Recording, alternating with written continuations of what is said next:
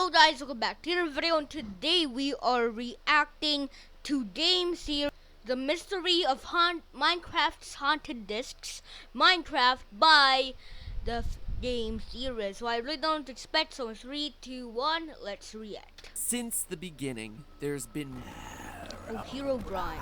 one mystery long unanswered in the world of Minecraft. One set of game design decisions so creepy, so disturbing, that they feel like they come from a completely different game. It's a riddle that, once solved, exposes more of the hidden lore that's buried deep inside this world. Today we're covering the mystery of the broken discs 11 and 13. Okay, Hero Grind. Hello Game Internet, Theory starting up. welcome to Game Theory. Can you dig it? So last Minecraft Okay. episode we started an epic quest. Well, Epic everyone else quest. gets to play around with their giant meatballs and deadly skyboxes. Here we are doing the Okay. important work, solving the important hidden work. lore that's buried inside this game. Because it is there. I started to prove that last time, and it is just waiting to be unlocked by us. I asked all of you to send Okay. me your theories, and you did. The response was overwhelming, with hundreds of new theories posted in the comments, as well as over on the Game Theorists subreddit. Everything from the origins of the pigmen to the literally burning questions of the nether. Keep them coming, guys. In full transparency, I'm still reading through them, and I'm working on compiling all the information to see where we go to next. But today, I actually wanted to tackle a Minecraft mystery that always bugged me personally, and one that I didn't see many theorists actually talking about when I made the call for theories. Today, I want to talk about the music discs. For those of you who don't know, music discs are unique items found randomly in chests that can be played in jukeboxes to, you know, liven up what's otherwise a very quiet, serene game. No, not that. The music discs are something to really set the mood. Wrong move, guys. Okay. Perfect. These discs can also be dropped by creepers when they're killed by arrows shot from either a skeleton or a stray. It's an odd spawn mechanic, but alright, we'll just go with it. Let that beat drop, creeper.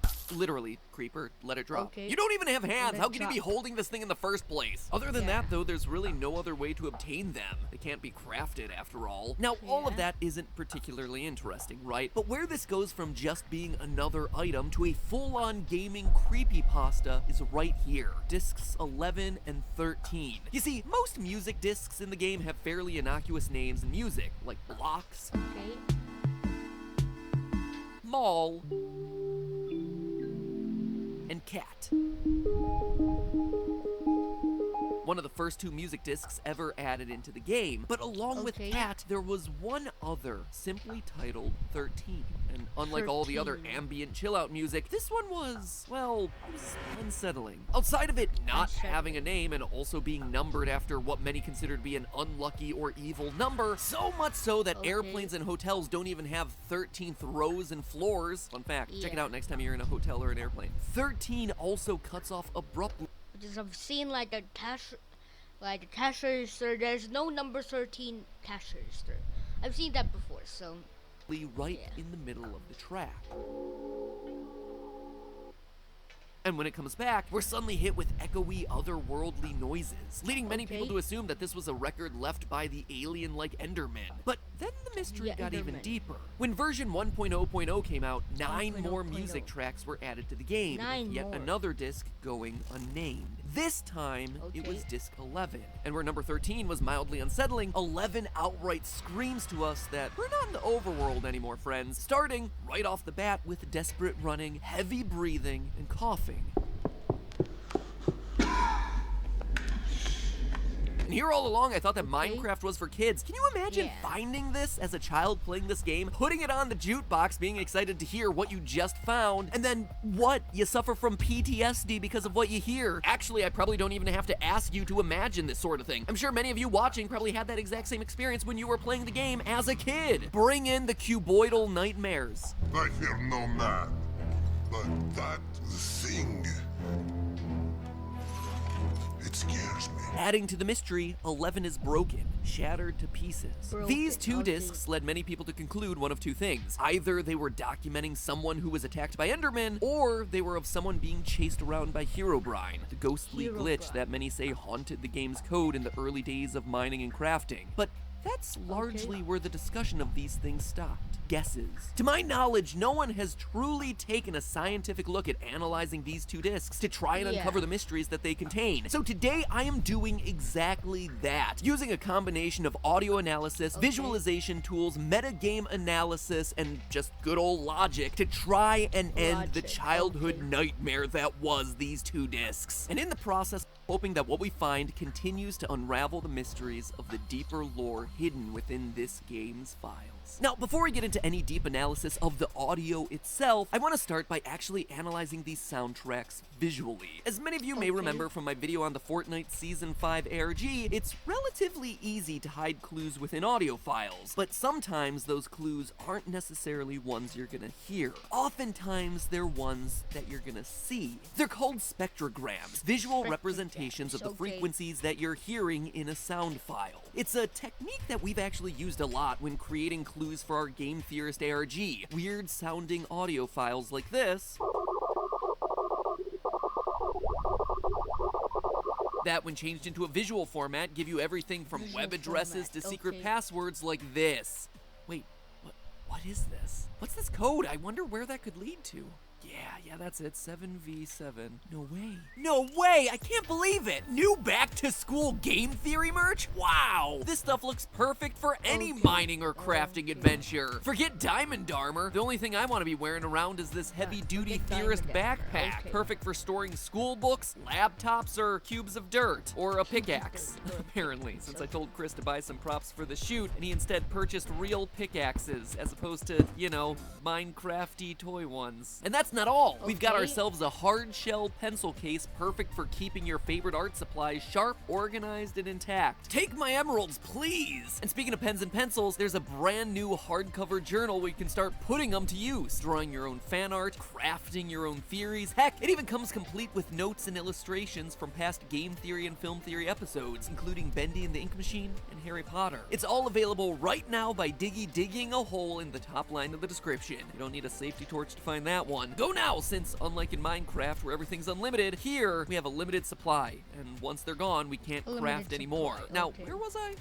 Oh yeah, discs 11 and 13. Discs 11 and 13, while they are certainly creepy sound files, they're not filled with the types of sounds that would make me immediately think to put them through a spectrogram. However, there was one finding that I wanted to put to the test for today's theory, because I was kind of skeptical about the results that they had. A French Minecrafter named Bisidro supposedly made a spectrogram of the sound files and said that he found both a creeper face and the numbers 12418 hidden inside. It sounded like a lot of fake news to me, and the screenshots that were circulating the internet just felt a bit too perfect, a bit too Photoshoppy feeling for me, so I redid the whole spectrograph test using my own tools, and this is what I found. It was 100% true. This wasn't just a bunch of karma fodder, something cool that someone made up to try and get people's upvotes. The images are actually there, hidden within the sound file. But then what does it mean? Well, interestingly enough, the numbers appear to be a secret signature inserted in there by the music's producer. Minecraft's music was produced by a man named Daniel Rosenfeld, better known online as C418. And wouldn't you know it, but the numbers 1, 2, 12, and hexadecimal code, or hex code, translates to the letter C. Thus we have 12418 actually being a code for C418, his online name. The creeper face, meanwhile, well, it's a creeper face. Maybe these tracks are less made by the Enderman and more a product of our little moss bombs. To know for sure, though, we have to keep digging. To continue being good little AV Club members here, we're gonna need the A to go along with the V that we just analyzed, hopefully giving us a clearer picture of what exactly is going on. So let's play this thing, starting where it all began, disc 13. Here's a copyright neutral clip.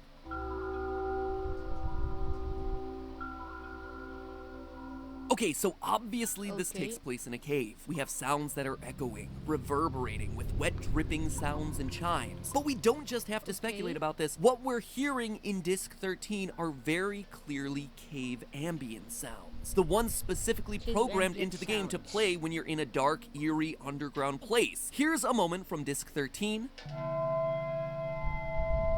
And here's one of the matching cave ambience tracks.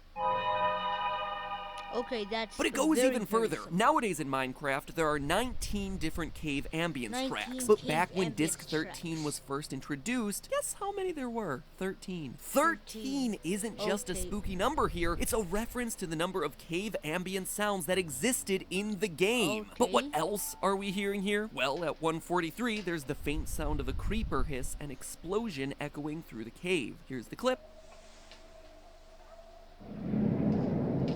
And here's that iconic sound as we usually hear it in the game.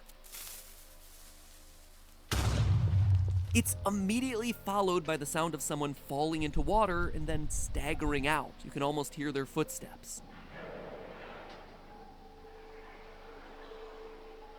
What it seems to suggest is a caver exploring a cave, running into a creeper, and then having to jump into a pool of water to avoid the ensuing explosion. He gets out, slightly injured, and then tries to find a place to hide. But there are two other audio clues here that are worth mentioning. Two The other first audio happens clues, at the okay. 1 minute mark. You can actually hear faint sounds of arrows being shot. Here's the audio. And here's the sound effect in game. But while we hear two arrows being shot, we actually only hear one of them land in the ground. The other one remains silent, which suggests that it hit its target. Now, what mob is found in caves and also happens to fire arrows? Skeletons. Now, remember something that I mentioned before. The music discs are found either in chests or via a very random mechanic of a skeleton's stray arrow going on and killing a creeper. And what do we have in disc 13? In this one audio disc, we have a creeper exploding and a mob firing arrows at us. The reason creepers drop music discs when hit by skeletons or stray arrows, it's a reference to disc 13. The last thing worth noting here is the cutoff that I mentioned earlier. The disc stops abruptly after the arrows fire and picks up as the creeper starts hissing. It's a cutoff that's not only unsettling, but one that, wouldn't you know it, also happens at exactly 1 minute and 30 seconds into the track. 1 minute and 30 seconds. Disc 13. Oh yeah, Okay. and wouldn't you know it, but the creeper starts to hiss exactly 13 seconds after that cutoff. Slow clap, Daniel, Okay. slow clap. Slow You clap. use that number 13 to its fullest here. So those are all fun little Easter eggs, but why is it cut off? What are we missing? Well, for that, let's turn to disc 11, which is, quite honestly, a bit more straightforward. Somebody is running on stone, uses some metallic object that clicks, then uses a paper object based on the rustling we hear, before finally running away, first on stone and then either on dirt or gravel.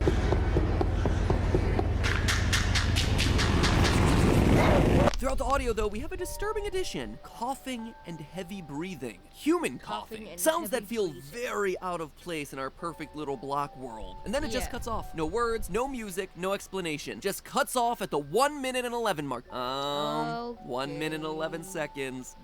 You don't get a second slow clap. But seriously, it's no wonder these things became a creepypasta in their own right. To throw something like this into a game that has a massive audience of 9-year-olds, and suddenly this becomes a complete horror show. Even as an adult, this feels like it belongs more in my creepy film theory episodes than in the realm of Diamond Minecart and Captain Sparkles. But okay, let's start working on identifying some of those mysterious sounds. It turns out that the easiest way to narrow down what we're actually hearing isn't audio analysis, it's game analysis. We know the metallic clicking has to be flint and steel by process of elimination. Disc 11 was officially added as a music disc on July 30th, 2010. Other metallic objects were actually added later, like the compass, which was introduced later that year in September, whereas flint and steel has been present in the game before it even had a numbering system. The same is true for the paper object. It can't be a map since maps didn't appear in the game until much later, April 27th, 2011, a full year after the disc was introduced, meaning that our caver would have to be using either paper or a book of some form. So he lights himself a fire and presumably starts writing on the paper or book, almost as if he's keeping a journal. And wouldn't you know it, but throughout Minecraft's extended lore, we have ourselves multiple instances of historians who document their findings in this world via journal of some sort. My last episode on Enderman, for instance, talked a lot about the Mob Bestiary, which was one such book written from the perspective of an explorer in this world. And more recently, in July of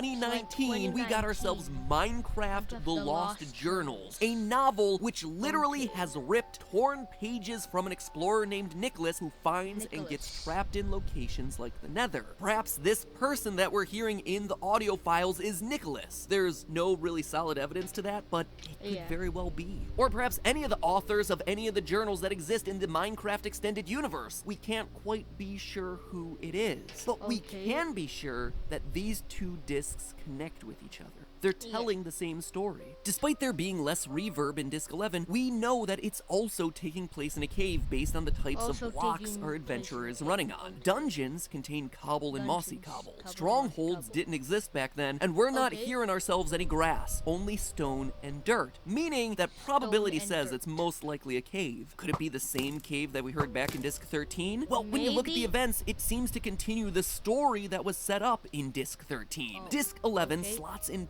perfectly at the break point that we hear in Disc 13. Our cave explorer gets attacked by arrows from a skeleton at the beginning of 13. The audio breaks, but when we pick up back in Disc 11, we hear him running away, presumably escaping the arrows to a safe area where he can light a fire and record the findings in his journal. However, he's caught off guard by a creeper. A creeper that causes him to get up and run away, and as we hear back when Disc 13 picks back up again, explodes, resulting in him jumping into water at the last minute to avoid the explosion. We end our little vignette here with him trying to find some place to hide and dry off. Heck, perhaps that's even why Disc 11 is shattered in the first place. It broke during the explosion with the creeper, or during our caver's fall. And that, my fellow miners and crafters, seems to be the story of Disc 11 and 13. A story of creepers and skeletons, and why music discs spawn that way. A story of journalists who are lost underground in caves. A story of broken records and hidden visual Easter eggs. But what's most interesting of it all is that it confirms a part of my last theory. The belief that there was an ancient civilization of builders present here in these games before we arrived. People who came before us. No, these discs weren't created by Endermen, but perhaps more unsettling, they were made by humans, who aren't here any longer. A race of people who tried to explore, document, and understand the mysteries of this world, but didn't survive long enough to pass their knowledge on to us. Their journals are lost, their records are broken, their structures are left empty. Sure, discs 11 and 13 might not be as creepy as we once believed them to be when we were younger playing this game, but they allude to something much more dire, an existential dread. This cave explorer is gone, without a trace. His people are gone, vanished into thin air, and now we're here, alone, and putting together the lost pieces of this civilization. Could the same thing that happened to them happen to us? But hey, that's just a theory. Again!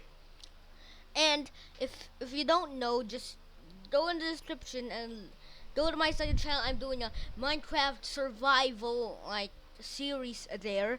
I'm gonna upload there once a week, so gonna see some Minecraft survival there. So yeah, guys, thanks for watching, and of course, peace out of you there. Peace.